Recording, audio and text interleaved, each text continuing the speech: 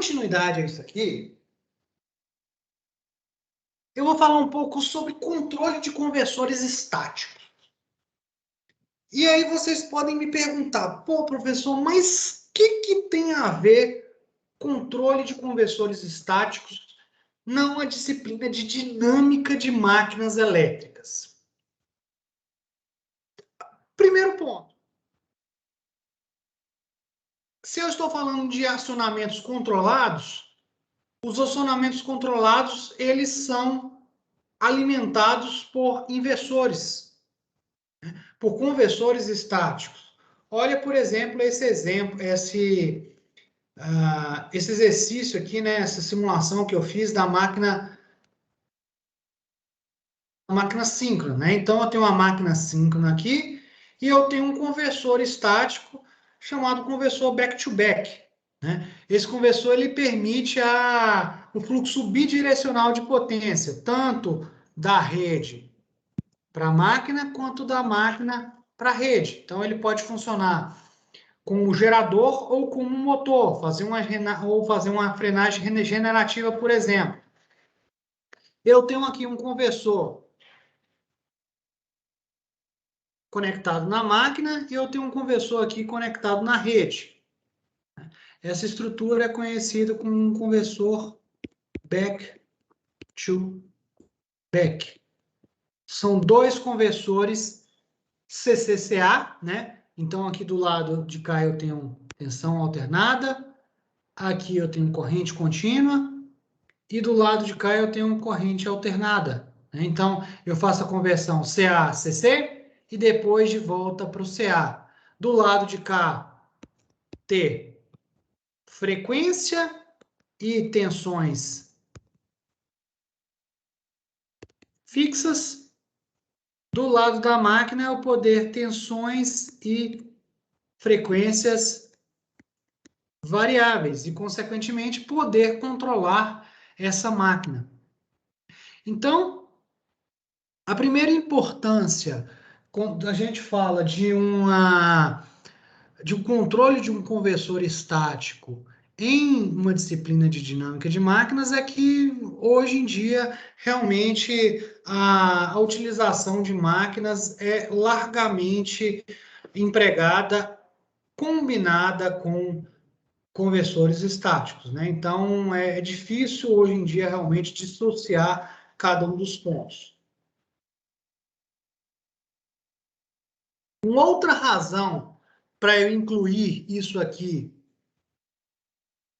esse assunto na nossa disciplina, é mostrar a vocês que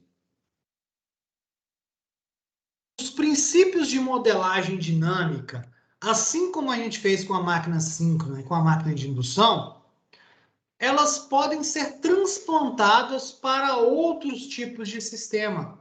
Então, vocês vão ver aqui que a forma de desenvolver a modelagem de um conversor estático, ela não se difere muito do que a gente tem em uma máquina elétrica, né? Na verdade, é até mais fácil. As principais aplicações de conversores são acionamentos elétricos controlados, como eu falei, né? Filtros ativos aplicados às redes elétricas, né?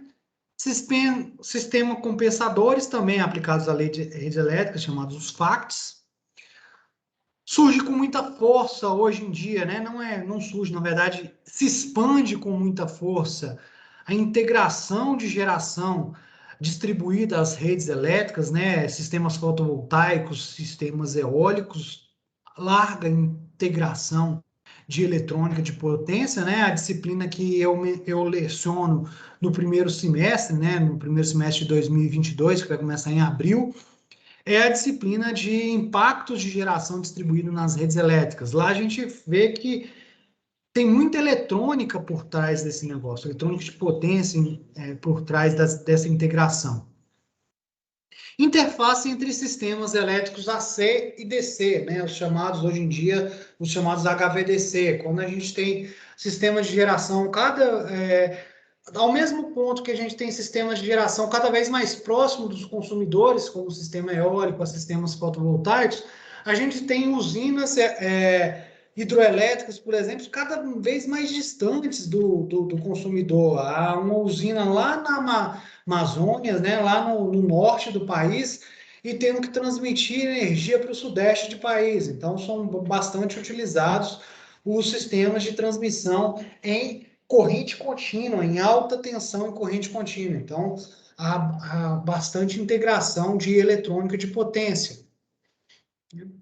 Existem diversos tipos de conversores, CCCA, CCACC, CCCC, CACA, dispositivos não controlados, semicontrolados, totalmente controlados, podem ser monofásicos, bifásicos, trifásicos ou mesmo de mais fases, né? Então, quando a gente fala de acionamentos elétricos com máquinas, não é incomum ter máquinas com mais de 3 fases, então tem uma máquina hexafásica.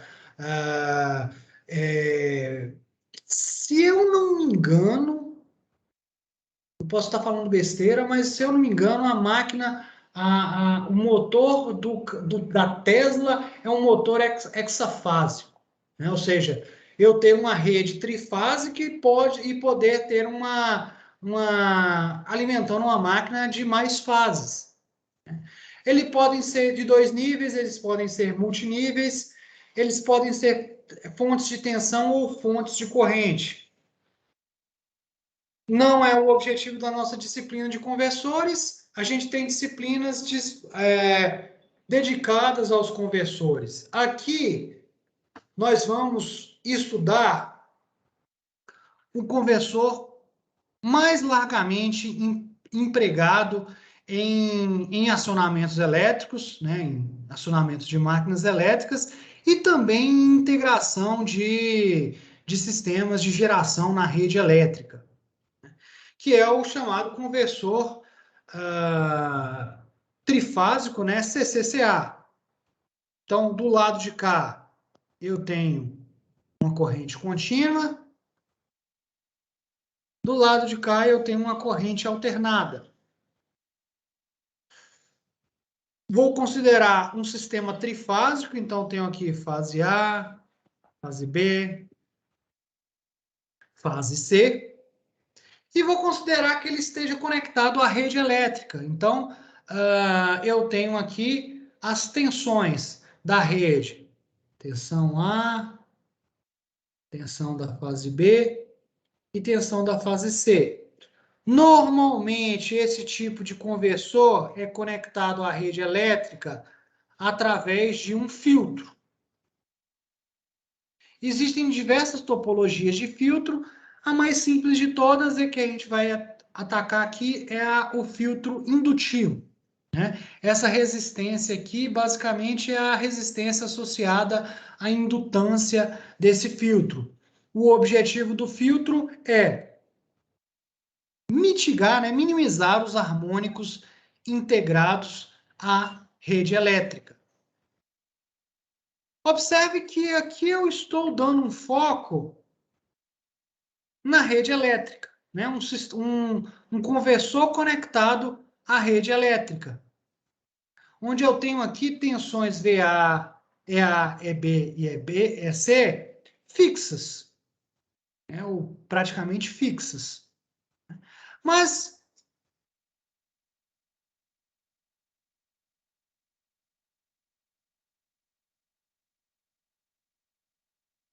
o que é isso aqui para vocês? Ó, observe o seguinte.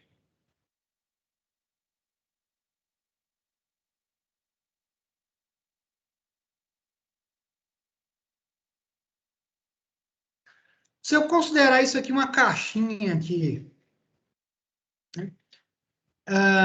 Aqui que eu tenho tensões aqui, ó, tensões EA, EB, EC. E agora eu vou considerar que essas tensões aqui, EA, EB, EC, elas não são fixas, que elas são tensões variáveis. E eu quero que vocês respondam. O que se assemelha a isso aqui? Uma resistência, uma indutância e uma tensão variável.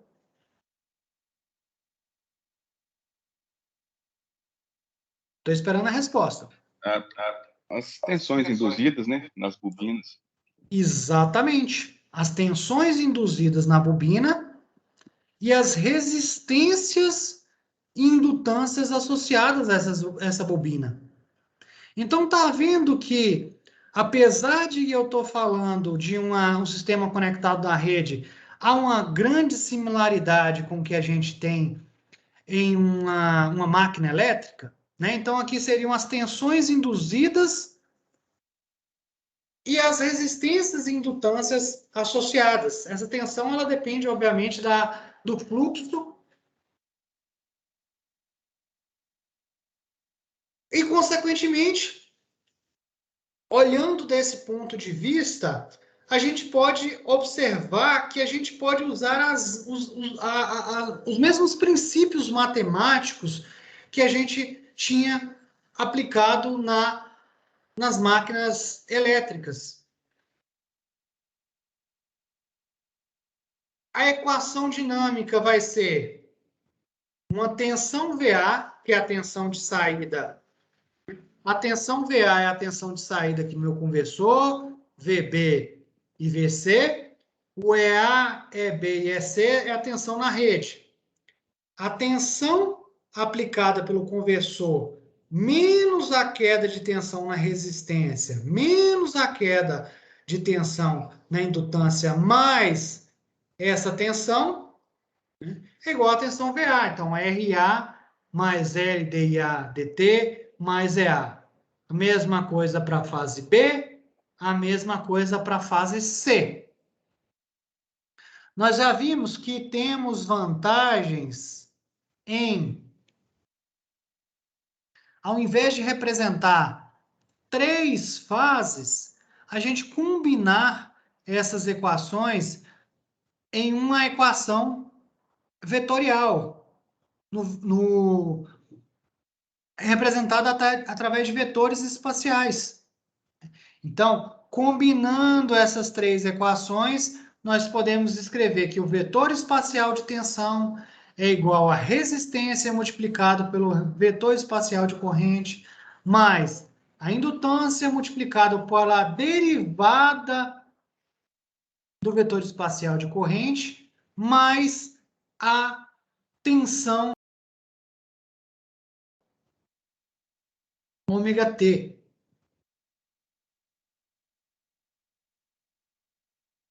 Onde ômega é a velocidade de um referencial girante. Aqui eu estou representando, né? Então, esse epsilon t aqui é o ômega t mais um ângulo inicial ρ0 aqui qualquer. Então, eu aplico de um lado e de outro.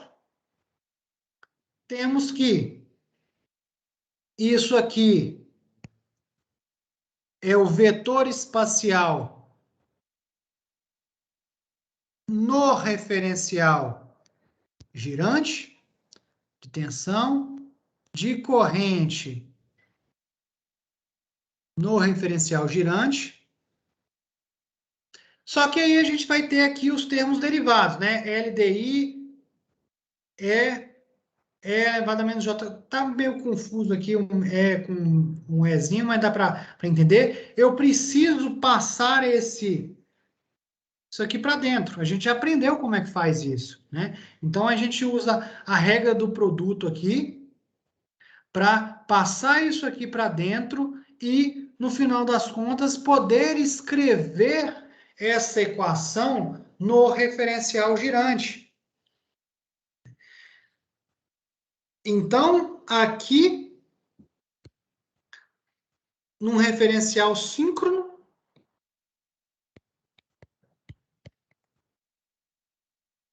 eu tenho que a tensão aplicada pelo conversor é a resistência multiplicada pela corrente que flui pelo conversor, mais L vezes a derivada dessa corrente, mais um JL ômega, né? Então, isso aqui é a impedância, a reatância do meu filtro, né? Mais a tensão da rede. Muito parecido com o que a gente já tinha visto lá nas máquinas, né? Eu posso abrir essas equações em parte real e parte imaginária. Lembrando que abrir em parte real e em parte imaginária não é simplesmente pegar o que é D e o que é Q. Significa a parte real. Aqui, VD, ID, ID. Só que aqui eu vou ter JL ômega e D, então o ID não é parte real. Eu vou aqui ter J vezes J, que é menos 1. Então, isso aqui é a parte real. E isso aqui é a parte real. Então, vai aparecer aqui, ó, J vezes J menos 1, menos L ômega e Q. A parte imaginária, por sua vez, VQ, IQ, IQ, JL ômega e D e VQ. Então, parte imaginária é o que vem aqui. VQ igual a RD. Então, a gente tem um sistema de duas equações, só que elas não são independentes porque a gente tem esse termo aqui de acoplamento cruzado. A corrente de eixo direto aparece na equação de tensão de eixo quadratura e vice-versa. Então, são duas equações integradas e essas equações elas podem ser utilizadas para, por exemplo, desenvolver o controle de um conversor como esse.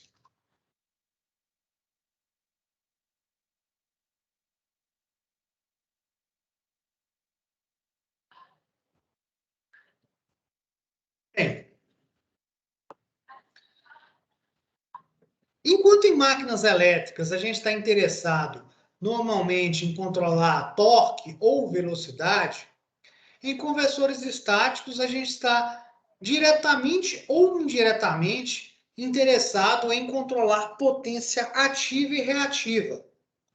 Eu não tenho uma máquina elétrica, torque é potência ativa, fluxo é potência reativa. Então há uma similaridade aí, né? Só que no conversor a gente está interessado propriamente em controlar diretamente ou indiretamente essas potências ativas e reativas. E assim sendo, como nas máquinas elétricas, é interessante a gente usar uma orientação do referencial que nos traga alguma vantagem. No caso de conversores conectados, tá? E aí isso é válido para a rede elétrica, não é válido para conversores conectados a máquinas elétricas, né? Eles têm vantagens a utilização da orientação no ângulo da tensão da rede. Se eu orientar o meu referencial DQ, então aqui eu teria o meu fluxo,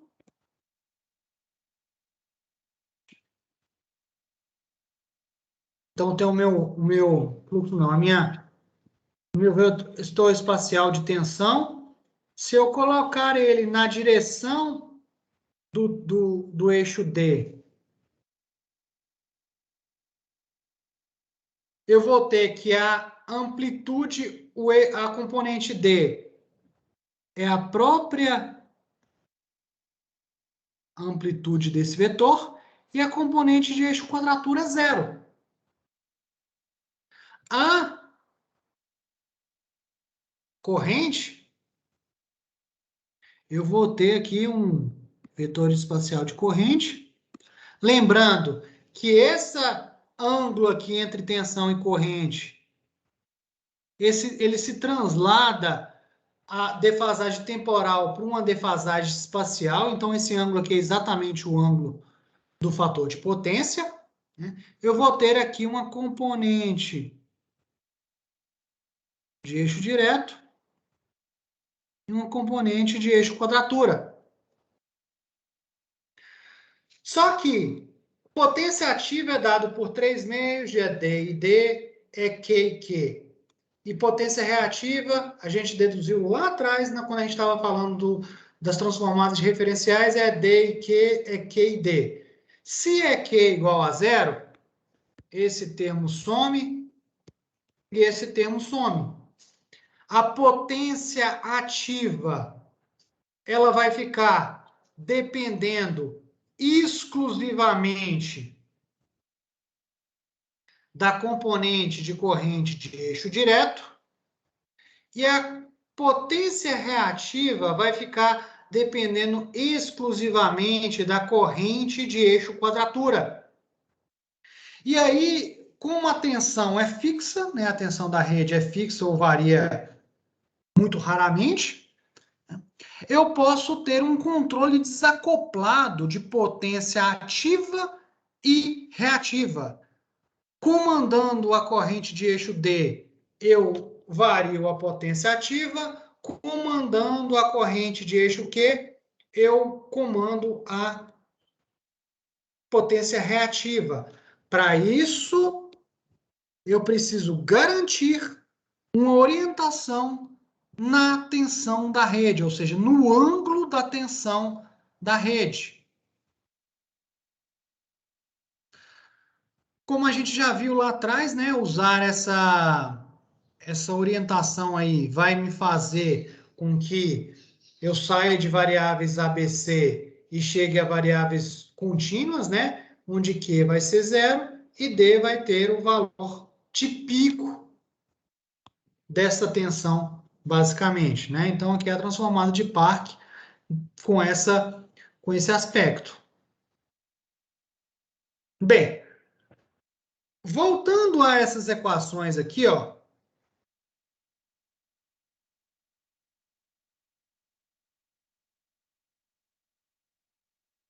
observa o seguinte: se eu aplicar a transformada de Laplace, eu posso escrever aqui, ó, VD de S é igual a R e D de S mais L S e D de S menos L ômega e Q de S mais ED de S. Se eu isolo a corrente de eixo direto, vai aparecer o seguinte: VD de S menos mais L ômega, ou é ômega L, né? L ômega e Q mais ED dividido por LS mais R. Lembrando que L é a indutância do filtro, R é a indutância do filtro. Posso aplicar a mesma coisa para a corrente de eixo quadratura. Então, vocês observam que a corrente de eixo direto depende de uma função de transferência de primeira ordem da tensão, VT, e eu tenho esses outros termos aqui. Esses dois termos são os termos de acoplamento cruzado, e esse termo aqui é o termo da tensão na rede, que basicamente não varia. Eu posso...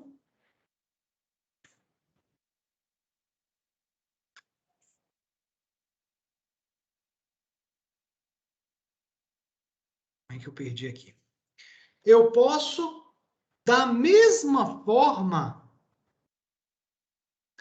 implementar um controle, da mesma forma que a gente fez com a máquina, eu posso implementar um controle desse sistema. Então, vamos extrair aqui essas duas equações.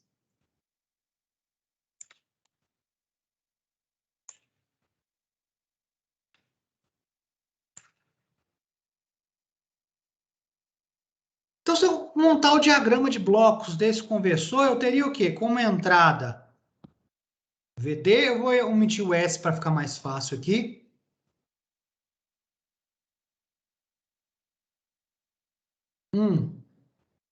Um sobre LS mais R.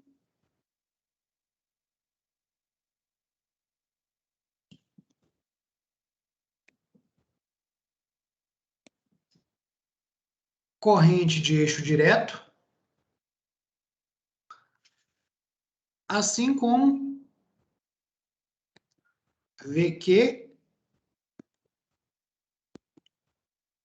1 sobre LS mais R.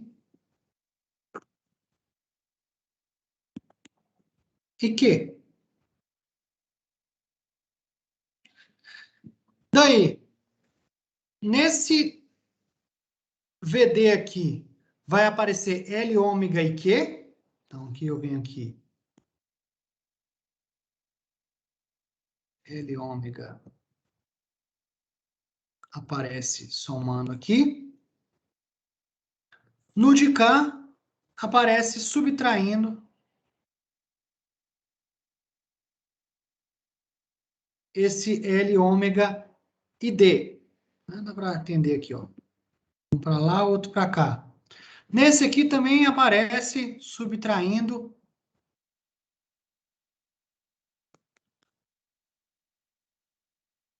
o ED aqui, que é a tensão da rede, que vai agir como uma perturbação. Então, se eu estou interessado em controlar potência ativa e reativa, e usando a orientação no ângulo da rede, eu tenho esse desacoplamento aqui, eu posso controlar. Aqui dentro eu tenho o conversor.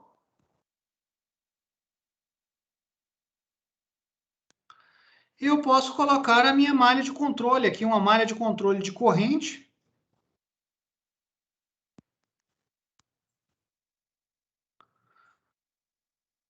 Controlando a corrente de eixo direto.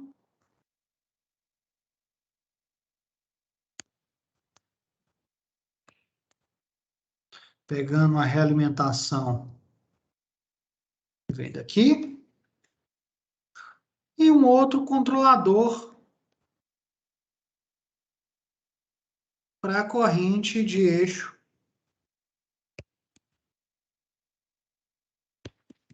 quadratura. Daí, a componente de eixo direto é a componente de potência ativa. Externamente, a malha de corrente é essa malha. Eu posso colocar o controlador de potência ativa. Então, aqui eu viria uma referência de potência ativa menos a potência ativa medida. Lembrando que a potência ativa medida, ela pode ser medida através da tensão e da corrente. Não vou colocar aqui, não. E a potência reativa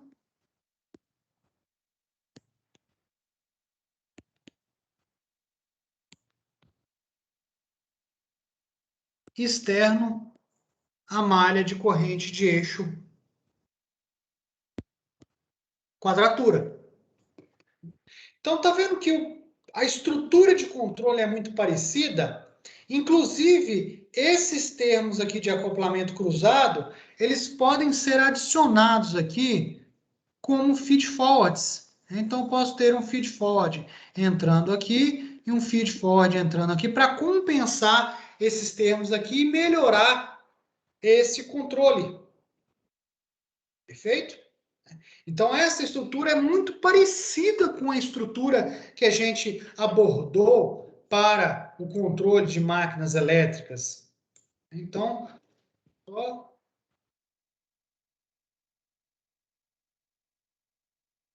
na máquina síncrona é mais fácil de ver. Tá vendo? É a mesma estrutura de controle aqui de corrente, né? Eu tenho aqui os acoplamentos cruzados, só que em vez de colocar malha de velocidade, eu vou colocar aqui externamente uma malha de potência e uma malha de ativa, uma malha de potência ativa e uma malha de potência reativa.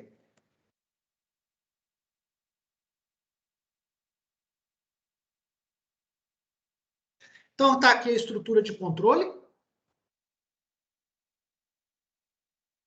Eu vou medir a corrente, transformar através da transformada de Park, né? Aqui está mostrado Clark, depois Park, mas tanto faz, né? Fazer tudo junto. Transformar em ID e Q. ID, fechar a malha aqui. E Q, fechar a malha aqui. E esses termos aqui são os compensadores Sitford, né? Eu coloquei aqui VG e Q, VGQ para ficar mais genérico, mas isso aqui faz ser zero se a gente colocar a orientação no ângulo. A saída vai ser as minhas referências de tensão do conversor VD e VQ. Eu vou precisar transformá-la de volta para ABC. Né? Então, eu vou aplicar a transformada de Park. Para a transformada das correntes e para a transformada inversa das tensões, eu preciso desse ângulo aqui. A gente já falou que tem vantagens usar a orientação no ângulo da tensão da rede. E para achar esse ângulo da tensão da rede, a gente mede a tensão na rede, né? V aqui que está representado por V grid, né? VG, que é V grid, para uma estrutura que a gente conhecida como PLL. Então, o objetivo da PLL nada mais é do que estimar o ângulo da tensão da rede para fazer a orientação do controle. De maneira que a gente vai colocar externamente uma malha de potência ativa, a externa a malha de corrente de eixo direto, externo a malha de eixo quadratura, a potência reativa. Como eu disse, né, a potência ativa e a potência reativa, ela vai ser calculada diretamente das medições aqui de tensão. Perfeito? E aí eu vou ter aqui a corrente de eixo direto e a corrente de eixo quadratura. Aqui nesse diagrama aqui só tem uma coisinha a mais, que é essa malha aqui que aparece em paralelo com a malha de potência ativa, que é a malha de controle dessa tensão aqui, ó. Tensão do lado CC do meu conversor. Alguns conversores requerem, né, esse controle, né? Na verdade, boa parte dos conversores conectados com a rede, eles requerem esse controle da tensão do barramento CC. Como o barramento CC, a tensão do barramento CC está associado com potência ativa, né? Se eu injeto mais potência ativa dentro do barramento, a tensão eleva. Se eu tiro mais potência do barramento, a tensão cai. Então, por isso, ela é uma tensão, é uma malha que está também relacionada à corrente de eixo direto, assim como uma malha de potência ativa. Né? Eu posso ter só essa malha de VDC aqui. Normalmente, eu tenho ou só essa malha de VDC ou só essa malha de P. Pode aparecer as duas juntas, mas é mais comum aparecer ou essa azulzinha apenas aqui, então essa parte aqui não aparece, ou não aparecer a parte azul e aparecer só a parte relacionada à potência, para um controle não brigar com o outro. Então, vocês veem que, de fato, a estrutura de controle, a forma de modelar, é muito parecida com a de uma máquina, né? Então, aquela teoria da transformação de referencial, dos vetores espaciais, da transformada de Clarke, da transformada de Park, ela é aplicada em outros âmbitos, como de conversores estáticos. Grande ponto, a diferença aqui principal em relação ao controle de potência de uma máquina, né, que a gente, ao invés de controlar velocidades, a gente controla potências, e a necessidade de estimar o ângulo da rede para fazer a orientação. E isso é feito, como eu disse, através de um dispositivo chamado PLL. Então, a PLL, ela tem como objetivo permitir a conexão de equipamentos na rede elétrica através da sincronização com essa rede, né? Eu vou estimar o ângulo da tensão e a frequência da rede de maneira a poder garantir essa orientação. De forma geral, o PLL é um dispositivo, ele vai fazer o atraque de um sinal no outro, né? Ele vai garantir que nesse caso aqui, que o conversor ele esteja controlada, que ele esteja conectado à rede elétrica. Apesar de ser, assim, são técnicas modernas usadas de controle, as PLLs elas são estudadas desde 1923, né? Tudo baseado nessas ideias aqui, né? Hoje, elas são implementadas normalmente de forma digital. Existem várias PLLs disponíveis na literatura. A PLL mais básica de todas é essa PLL proposta por Kaura aqui, né? Que é o PLL trifásico no referencial síncrono, em que ela faz o seguinte: eu entro com a tensão medida, faço a transformada de Park VD VQ, para estar orientado, eu preciso que a componente de eixo quadratura seja zero. Então, eu vou ter uma malha de controle em que garante que essa componente aqui vai ser zero. Uso um controlador PI, né, ou um controlador qualquer, para garantir que essa componente aqui vai ser zero. E aqui eu vou realimentar, de fato, da saída, como eu tenho aqui tensão, né, a saída desse controlador aqui vai ser frequência, e eu integrando a frequência, eu vou ter o ângulo da rede. Então, eu vou realimentar ela aqui, e só quando o ângulo for exatamente o que a gente quer, né? Lembre-se que esse ângulo está variando continuamente, obviamente, né? É que essa tensão aqui vai ser zero, e aí o sinal vai estar atracado, né? Ou seja, o conversor vai estar sincronizado com a rede elétrica. É uma PLL bem básica, funciona muito bem diante de redes com baixa distorção, na ausência de afundamentos de tensão. Uma das PLLs mais utilizadas hoje em dia, ela é baseada nessa aqui, só que com uma pequena modificação. Então, essa partezinha que a gente está vendo aqui, ela entra aqui, ó.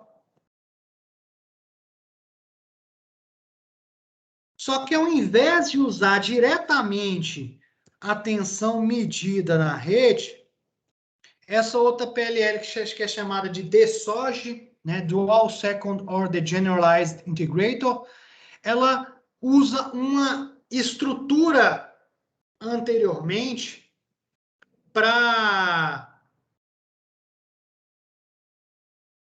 decompor o sinal, extrair apenas a sequência positiva desse sinal aí, né? E aí isso aqui ele elimina harmônicos, elimina desequilíbrios, então a PLL ela fica mais robusta, né? Então, assim, por exemplo, quando eu tenho aqui um afundamento monofásico, uma das fases caiu, se eu uso a primeira aqui, vai ficar meio misturado o que é sequência positiva e sequência negativa aqui. Então, o ângulo, ele meio que tem um erro, né? Ele atraca, mas ele tem um certo erro aqui que fica variando em torno de zero. Então, a frequência estimada, que deveria ser 377 aqui, ela vai dar uma oscilada.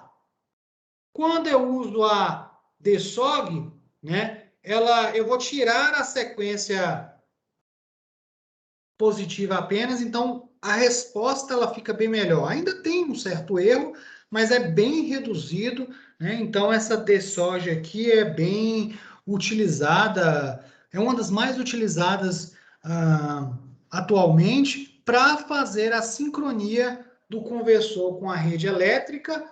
E essa sincronia significa o quê? Significa usar esse ângulo aqui na transformada de Park para usar no controle do referencial, no referencial 5. E aí está justificado para vocês por que eu introduzo isso aí, né? Os dois sentidos, na verdade, né? Porque isso é muito utilizado com máquinas elétricas e muito se parece com o que a gente tem de máquinas elétricas.